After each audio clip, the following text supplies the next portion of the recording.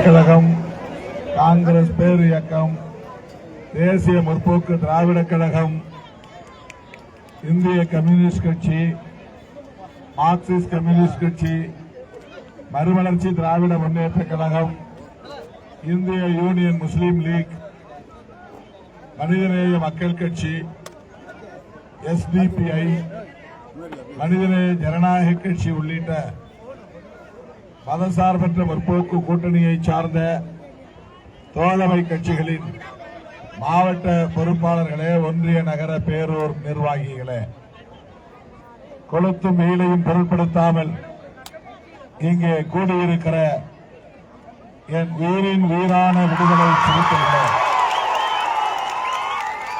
உங்கள் அனைவருக்கும் என்னுடைய அன்பு கலந்த வணக்கத்தை தெரிவித்துக் கொள்கிறேன். மயிலம் தொகுதியில் போட்டியிடும் தேமுதிக வேட்பாளர் அன்பு சகோதரர் வெங்கடேசன் அவர்கள் பெருவாரியான வாக்குகளின் வித்தியாசத்திலே வெற்றி பெற்று சட்டமன்றத்திற்கு செல்ல வேண்டும். அதற்கு நீங்கள் வாக்களிக்க வேண்டிய சின்னம் முரசு. நமது சின்னம் திமுகவின் ஆதரவு பெற்ற சின்னம், காங்கிரசின் ஆதரவு பெற்ற சின்னம், கம்யூனிஸ்ட் கட்சிகளின் ஆதரவு பெற்ற சின்னம், இஸ்லாமிய கட்சிகளின் ஆதரவு பெற்ற சின்னம், விடுதலை சிறுத்தைகளின் சின்னம். அன்பார்ந்த தோழர்களே, மறைந்த தேமுதிக நிறுவனர் தலைவர் அண்ணன் கேப்டன் அவர்களின் அரசியல் வாரிசாக இன்றைக்கு தேமுதிகவை தலைமை தாங்கி வழிநடத்திக் கொண்டிருக்கிற தேமுதிகவின் பொதுச் செயலாளர் திருமதி பிரேமலதா விஜயகாந்த் அவர்களின் வாழ்த்துக்களோடும், தமிழக முதலமைச்சர் அண்ணன் தளபதி மு.க. ஸ்டாலின் அவர்களின் வாழ்த்துக்களோடும், நமது கூட்டணி கட்சி தலைவர்களின் வாழ்த்துக்களோடும் இந்த தொகுதியில் போட்டியிடும் வெங்கடேசன் அவர்களுக்கு முரசு சின்னத்திலே வாக்களித்து அவரை பெருவாரியான வாக்குகளின் வித்தியாசத்தில் வெற்றி பெற செய்ய வேண்டும். 2 நாட்களாக கடலூரிலே நடைபெற்ற பொதுக்கூட்டத்தில் திருமதி பிரேமலதா விஜயகாந்த் அவர்கள் திருமாவளவன் பெயரை சொல்லியும் அவர் கண்டுகொள்ளாமல் அலட்சியமாக இருந்தார் என்பதைப் போல அதிமுக தரப்பை சார்ந்தவர்கள் அவதூறு பிரச்சாரத்தை மேற்கொண்டு வருகிறார்கள். அதேபோல கையிலே உரை மாட்டிக்கொண்டு வாக்கு சேகரிக்கிறார் என்பதை சொல்லி அவர் தீண்டாமையை கடைபிடிக்கிறார் என்று அவதூறு பிரச்சாரம் செய்கிறார்கள். இதெல்லாம் திட்டமிட்டு தேர்தல் உத்தியாக அவதூறு பரப்பி தேமுதிகவுக்கும் விசிகவுக்கும் இடையில ஏதோ இடைவெளி இருப்பதை போன்ற ஒரு தோற்றத்தை ஏற்படுத்த பார்க்கிறார்கள்.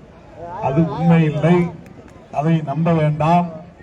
கடலூரில் நடைபெற்ற தேர்தல் பரப்புரை பொதுக்கூட்டத்தில் முதலமைச்சர் தான் வேட்பாளர்களை அறிமுகப்படுத்துவார்.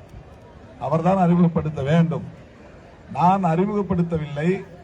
நம்முடைய கட்சியின் வேட்பாளர்களை சொல்லும் போது மற்ற அனைத்து கட்சி வேட்பாளர்களையும், மேடையில் இருந்த 9 வேட்பாளர்களையும் சொல்லாமல் விடக்கூடாது என்று சொன்னேன். அவ்வளவுதான். அவரை விருத்தாசலம் தொகுதியில் போட்டியிடும் வேட்பாளர் திருமதி பிரேமலதா விஜயகாந்த் என்று நான் சொன்னேன். அவர் மகிழ்ச்சியோடு அதை ஆமோதித்தார். அவ்வளவுதான். அங்கே அவர் எழுந்து நின்று வணக்கம் சொல்ல வேண்டிய அவசியம் இல்லை. முதலமைச்சர் அறிமுகப்படுத்தும் போது அதை செய்ய வேண்டும். நானாயிருந்தாலும் யாராயிருந்தாலும் செய்ய வேண்டும். நான் மேடையில் இருக்கிற வேட்பாளர்களின் பெயர்களை சொல்ல வேண்டும் என்பதற்காக மட்டும் சொன்னேன். அவ்வளவுதான். அவர்களுக்கும் சின்னத்தை சொல்லி வாக்கு போடுங்கள், விடுதலை சிறுத்தைகளுக்கு மட்டும் ஓட்டு கேட்டான் திருமாவளவன் என்று யாரும் சொல்லக்கூடாது. அதே நேரத்தில் இப்ப அவங்க பேர்லாம் நான் சொல்லலன்னா, திருமாவளவன் திமுக வேட்பாளரை சொல்லவில்லை, தேமுதிக வேட்பாளரை சொல்லவில்லை, அவருடைய கட்சி வேட்பாளர் 2 பேரை மட்டும் சொல்லிட்டு விட்டுட்டாரு அப்படின்னு அதே அதிமுக காரங்க அவதூறு பரப்புவாங்க. இதுதான் அவர்களுக்கு இன்னைக்கு அவங்களுக்கு கண்டென்ட்டே கிடையாது. என்ன சொல்லி ஓட்டு கேட்கறதுன்னு தெரியல. இப்ப நாம ஏன் இந்த கூட்டணி வச்சிருக்கிறோம் அப்படிங்கிறதுக்கு நிறைய விளக்கம் சொல்றோம். திமுகவோடு விடுதலை சிறுத்தைகள் ஏன் கூட்டணி வைத்திருக்கிறது, தேமுதிக ஏன் திமுக கூட்டணியில் வந்து சேர்ந்தது, அதற்கு காரணத்தை சொல்லுகிறோம். ஆனால் பாஜகவோடு கூட்டணி வைத்ததற்கு என்ன காரணம் என்று எடப்பாடி பழனிசாமி அவர்களால் சொல்ல முடியுமா? ஜெயலலிதா அம்மையாரே உயிரோடு இருந்தபோது பாஜகவோடு கூட்டணி வைத்தது பெரும் தவறு, நான் அப்படி ஒரு தவறை இழைத்து விட்டேன், செய்துவிட்டேன், அதற்காக பரிகாரம் செய்யும் வகையில் தான் வாஜ்பாய் பிரதமராக இருந்தபோது அந்த ஆட்சியை திட்டமிட்டு கவிழ்த்தேன் ஜெயலலிதா அம்மா சொன்னாங்க. அப்படி சொல்லிட்டு அடுத்து சொன்னாங்க, இது எந்த காலத்திலும் அதிமுக பாஜகவோடு கூட்டணி வைக்காது என்று சொன்னார். எடப்பாடி பழனிசாமி அவர்கள் உண்மையிலேயே ஜெயலலிதா அம்மையாருடைய வாரிசாக உணர்ந்தால் அவர் பாஜகவோடு கூட்டணி வைப்பாரா? ஆனால் வைத்திருக்கிறார், வெறும் தேர்தல் ஆதாயம். அவரால் பிஜேபியோடு ஏன் கூட்டணி வைத்தோம் என்று இந்த தேர்தல் முடிவதற்குள்ளாக, பிரச்சாரம் முடிவதற்குள்ளாக ஏதாவது ஒரு இடத்திலாவது எடப்பாடி பழனிசாமி அவர்கள் விளக்கம் சொல்ல வேண்டும். திருமாவளவன் சொல்றதுக்கெல்லாம் நான் பதில் சொல்ல முடியாது அப்படின்னு அவர் அலட்சியப்படுத்தலாம். ஆனால் மக்கள் மத்தியில் நீங்கள் பதில் சொல்லித்தான் ஆக வேண்டும்.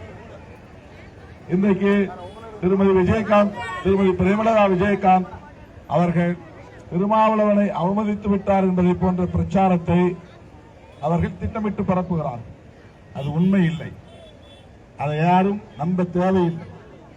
அது நம் கூட்டணிக்குள்ளே குழப்பத்தை உருவாக்குவதற்காக. தேமுதிக வந்த பிறகு மேலும் திமுக கூட்டணி வலுவடைந்து விட்டது. எப்படியாவது அதிமுக கூட்டணியிலே தேமுதிகவை இணைக்கலாம் என்று பெருமுயற்சி எடுத்தார், பகீரத முயற்சியை எடுத்தார். ஆனால் திருமதி பிரேமலதா விஜயகாந்த் அவர்கள் மக்கள் நல கூட்டணியில் நம்மோடு அண்ணன் கேப்டன் விஜயகாந்த் அவர்கள் இருந்தார். அவர் எந்த அளவுக்கு என் மீது அன்பு காட்டினார் என்பது நாட்டு மக்களுக்கு தெரியும். என்னை பார்த்தால் எந்த அளவுக்கு அவர் மகிழ்ச்சி அடைந்து கட்டி தழுவுகிறார் என்பதை இன்றைக்கும் அந்த வீடியோ பார்த்தால் தெரியும். அந்த அளவுக்கு என் மீது மிகுந்த பாசம் கொண்டிருந்தவர் மறைந்த கேப்டன் விஜயகாந்த் அவர்கள். இதை யாரும் மறுக்க முடியாது. மக்கள் நல கூட்டணியில் அவர்தான் முதலமைச்சர் வேட்பாளர் என்று நாம் ஊர் ஊராக தமிழ்நாடு முழுவதும் சென்று பிரச்சாரம் செய்திருக்கிறோம். மக்கள் நல கூட்டணியில் இருந்த கட்சிகள் எல்லாம் இன்றைக்கு திமுக கூட்டணியிலே இடம்பெற்றிருக்கிறது.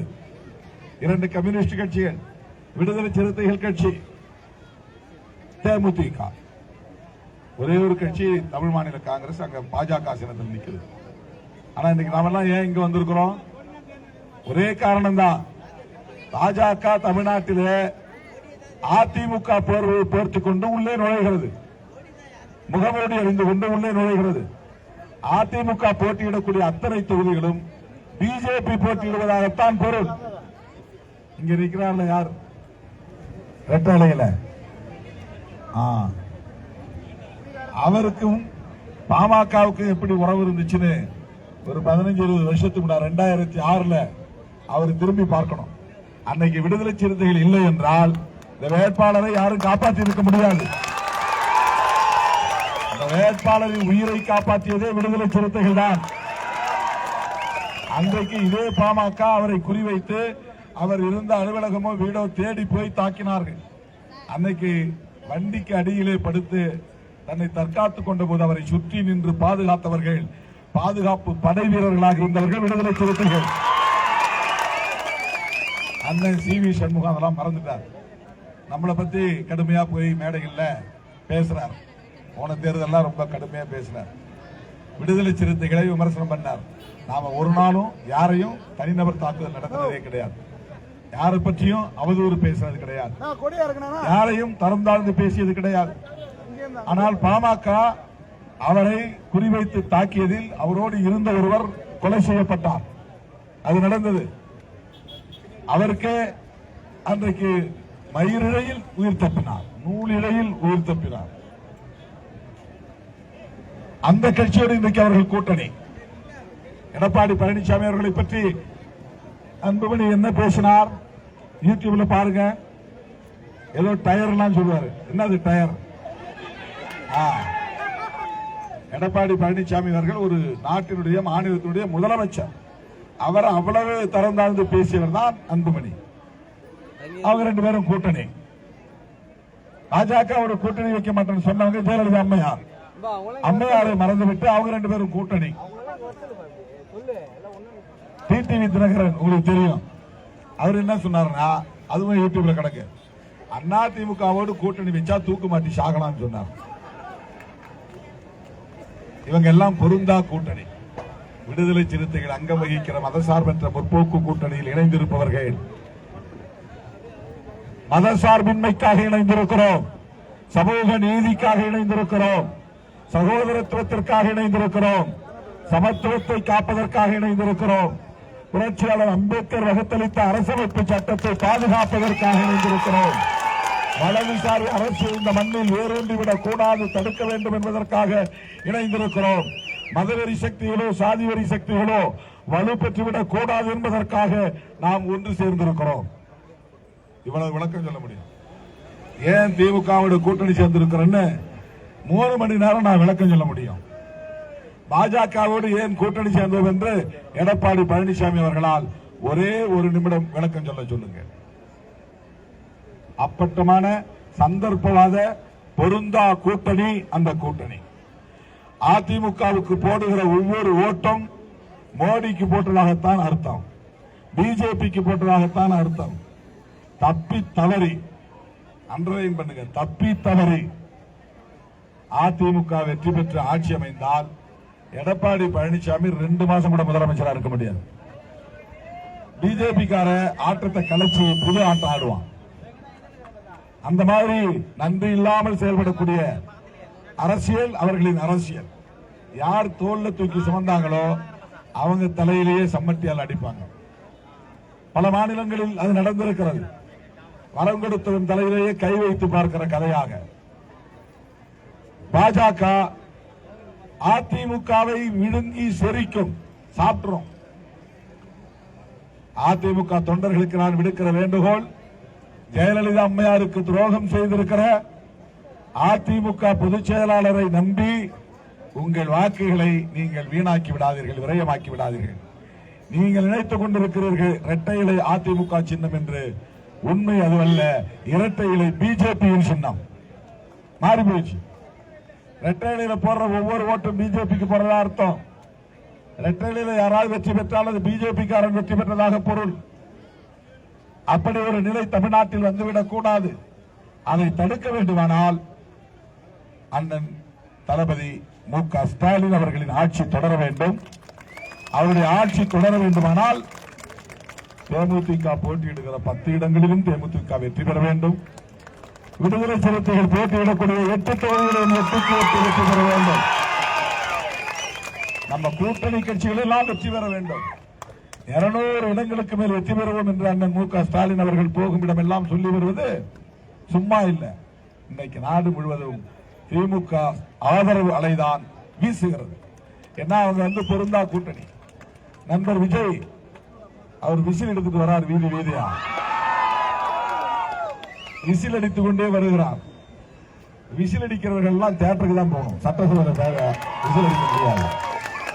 விசில் அடிக்கிற அவர்களை விரும்புகிற அவர்களை தியேட்டருக்கே திருப்பி அனுப்புவோம், சட்டசபைக்கு அனுப்ப வேண்டிய தேவையில்லை, அனுப்ப மாட்டாங்க, அதுக்கு வாய்ப்பு இல்லை. எனவே அங்கே போடுகிற ஓட்டு 1 ஓட்டாக இருந்தாலும் அது வீணாகிவிடும். இங்கே போடுகிற 1 ஓட்டாக இருந்தாலும் அது மோடிக்கு போய்விடும். ஒட்டுமொத்தத்தில் தமிழ்நாட்டை காப்பாற்ற வேண்டுமானால் அண்ணன் மு.க. ஸ்டாலின் அவர்களின் வாழ்த்துக்களை பெற்ற, ஆசியை பெற்ற நமது வேட்பாளர், மயிலம் தொகுதியின் வேட்பாளர் அன்பு சகோதரர் வெங்கடேசன் அவர்களுக்கு முரசு சின்னத்திலே வாக்களிக்க வேண்டும். 8 திக்கும் வெற்றி முரசு கொட்டட்டும். 8 திசைக்கு அடையாளம் நம்முடைய தொகுதி 8. நம்முடைய கூட்டணி வெற்றி பெறப் போகிறது என்பதற்கு அடையாளம் முரசு சின்னம். எவ்வளவு பொருந்துகிற கூட்டணி பாருங்கள். ஆகவே எனது அருமை தோழர்களே, முதல்வர் அவர்களின் ஆட்சி மீண்டும் தொடர வேண்டும். அரசின் சாதனைகள் தொடர வேண்டும். மகளிர் விடியல் பயணம் தொடர வேண்டுமானால், உரிமை தொகை 1000 ரூபாயிலிருந்து 2000 ரூபாயாக உயர வேண்டுமானால், நான் முதல்வன் திட்டம் தொடர வேண்டுமானால், தமிழ் புதல்வன் திட்டம் நீடிக்க வேண்டுமானால், இல்லத்தரசிகளுக்கு வழங்குவதாக அறிவிக்கப்பட்டிருக்கிற 8000 ரூபாய் கூப்பன் நடைமுறைக்கு வர வேண்டுமானால் நீங்கள் திராவிட முன்னேற்ற கழகத்தின் தலைவர், மதசார்பற்ற முற்போக்கு கூட்டணியின் தலைவர், மதிப்பிற்குரிய அண்ணன் முத்துவேல் கருணாநிதி ஸ்டாலின் அவர்களின் கருத்தை வெளிப்படுத்த வேண்டும். அவருடைய ஆட்சியை மீண்டும் கொண்டு வர வேண்டும். அதற்கு மயிலம் தொகுதியில் வெங்கடேசன் வெற்றி பெற வேண்டும். உங்கள் பொன்னான வாக்குகளை, முத்தான வாக்குகளை முரசு சின்னத்திலே முத்திரையிட்டு அவரை பெருவாரியான வாக்குகளின் வித்தியாசத்தில் வெற்றி பெறச் செய்யுங்கள், வெற்றி பெறச் செய்யுங்கள் என்று கேட்டு விடைபெறுகிறேன். நன்றி, வணக்கம். நமது சின்னம், நமது சின்னம், நமது சின்னம் விடுதலை சிறுத்தைகளின் சின்னம், திமுக ஆதரவு பெற்ற சின்னம், காங்கிரஸ் ஆதரவு பெற்ற சின்னம், கம்யூனிஸ்ட் கட்சிகளின் ஆதரவு பெற்ற சின்னம், இஸ்லாமிய கட்சிகளின் ஆதரவு பெற்ற சின்னம், அதிமுக ஆதரவு பெற்ற சின்னம் விடுதலை சிறுத்தைகளின் சின்னம், விடுதலை சிறுத்தைகளின் சின்னம், விடுதலை சிறுத்தைகளின் சின்னம். பேச